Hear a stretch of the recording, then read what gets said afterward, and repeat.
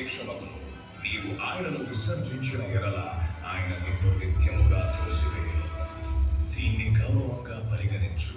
ప్రభువు ఆలయం నిర్మించడానికి నిన్ను ఎన్నుకున్నాడు. ధైర్యంగా ఉండి పనిచేయి. తండ్రి, నా హృదయం అంతటితో నేను ప్రభువును కనపరుస్తున్నాను. నేను ఆయన మార్గాలను అనుసరించి ఆజ్ఞల ప్రకారం నడుచుకుంటాను. నేను ఆలయాన్ని కట్టి దేవుని నామం శాశ్వతంగా మహిమపరచబడే స్థలంగా చేస్తాను.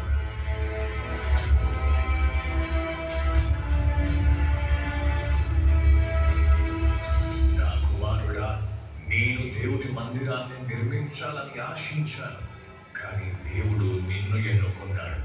మందిరాన్ని ఎలా నిర్మించాలో ప్రతి వేదిలో వివరించాను. ఇది నాకు దేవుడే ఇచ్చాడు. ధైర్యంగా ఉండు, దేవుడు నీకు తోడుగా ఉంటాడు. ఇది గొప్ప విషయం.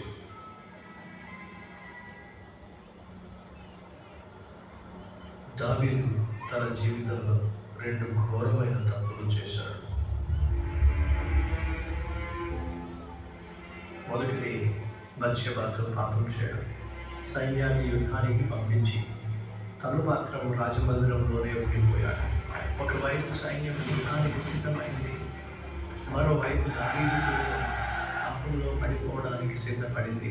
మొదటి తప్పు వలన తన కుమారుని కోల్పోవలసి వచ్చింది.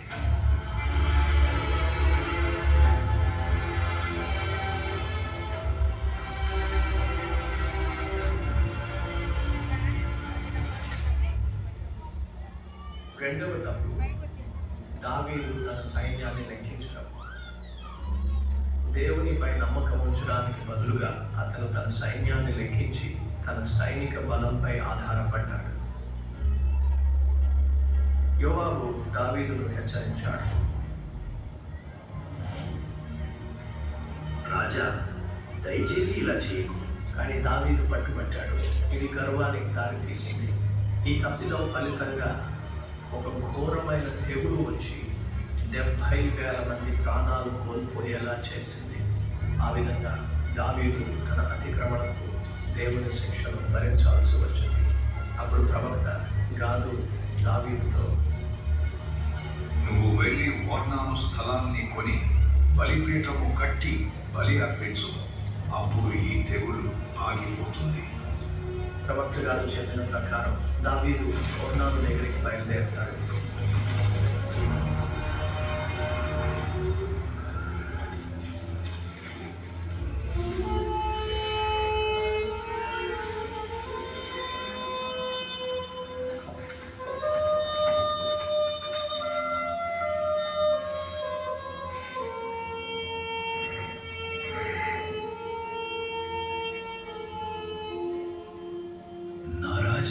నా ప్రభువైన నీవు నీ దాసుని యొద్దకు ఎందుకు వచ్చెను? ఓర్నాను, ఈ స్థలం నాకు కావాలి. ఈ తెగులు ఆగడానికి నేను ఇక్కడ యెహోవాకు ఒక బలిపీఠం కట్టిస్తాను. ఏలిన వాడవు, నీకు ఏది అనుకూలమో దాని తీసుకొని బలి అర్పించు. లేదు, నేను అలాగా ఊరికే తీసుకోలేను. వెల ఇచ్చి నీ దగ్గర కొంటాను. ఉచితంగా తీసుకొని దానిని నా దేవుడైన యెహోవాకు దహన బలిగా నేను అర్పించలేను అన్నాను.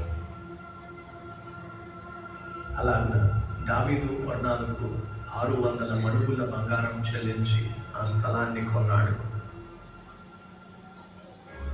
ఇశ్రాయేలు దేవా యెహోవా, నేను చాలా పాపము చేశాను, కానీ ఇప్పుడు నీ ప్రజలను కరుణతో చూడు. ఈ బలిని అంగీకరించు. నీ సన్నిధి ఇక్కడ నివసించనివ్వు.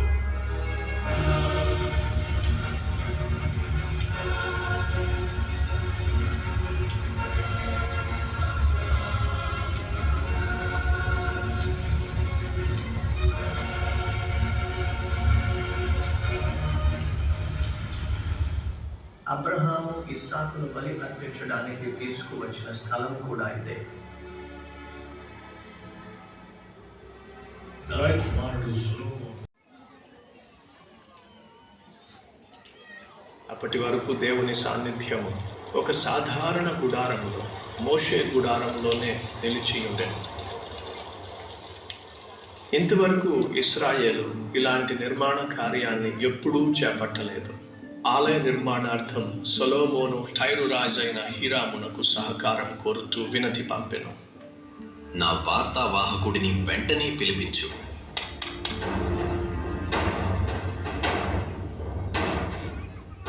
దీనిని టైరు రాజైన హీరాముకు పంపించుడి.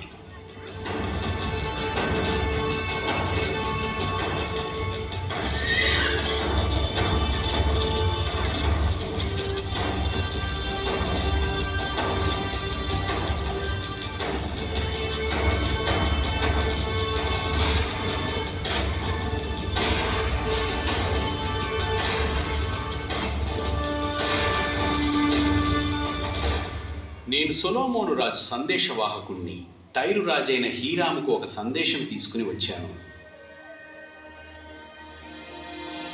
టైరు రాజుకి ప్రణామములు. సొలొమోను మహారాజు తన వందనములు సమర్పించుచు ఈ సందేశము పంపియున్నాడు. ఇశ్రాయేలుపై పాలించుటకు దావీదుకు జ్ఞానవంతుడైన కుమారుణ్ణి అనుగ్రహించిన యెహోవాకు నా ధన్యవాదములు. సొలొమోను రాజు ఇష్టములన్నిటినీ నేను నిర్వర్తించెదను.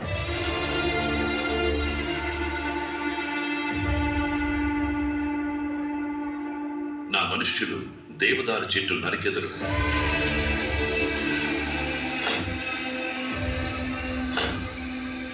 వాటిని సముద్ర మార్గమున యొప్పా వరకు పంపెదం.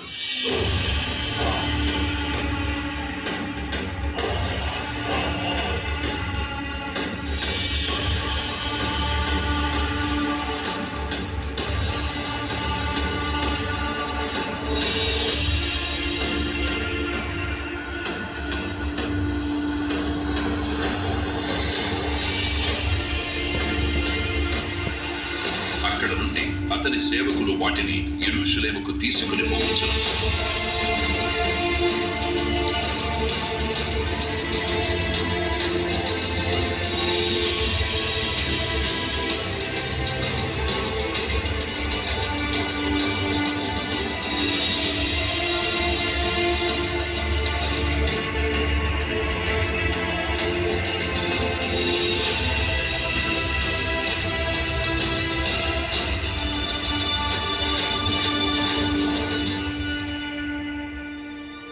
సొలొమోను పాలన యొక్క 4వ సంవత్సరములో పనులు ప్రారంభమయ్యాయి. రాళ్ళు పనిముట్ల పవిత్ర పర్వతమునందు శబ్దము లేకుండా వాటిని దూరముగా ఆకారములలో మలిచిరి.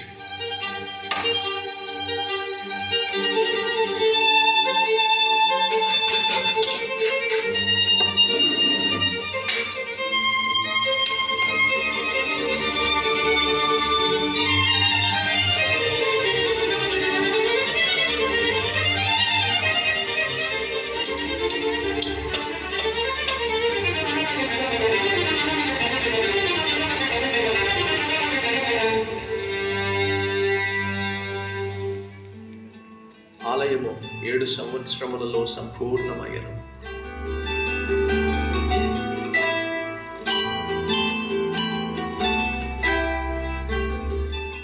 నా దేవా యెహోవా, నీ దాసుని మరియు నీ ప్రజలైన ఇశ్రాయేలీయుల విజ్ఞాపనలను ఆలకించుము.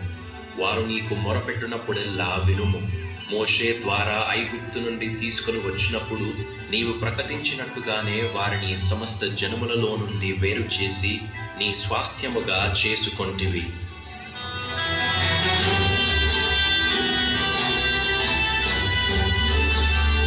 దేవుని మహిమ పరలోకము అందరూ ఎలుగెత్తి దేవుని ఆరాధించారు.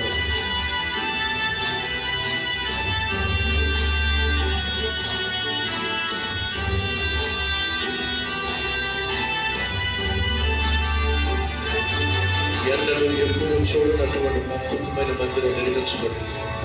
మందస్సము అతి పరిశుద్ధ స్థలంలో పెట్టబడుతుంది. అది అతి పరిశుద్ధ స్థలము, దేవుని మహిమతో నింపబడినటువంటి స్థలము.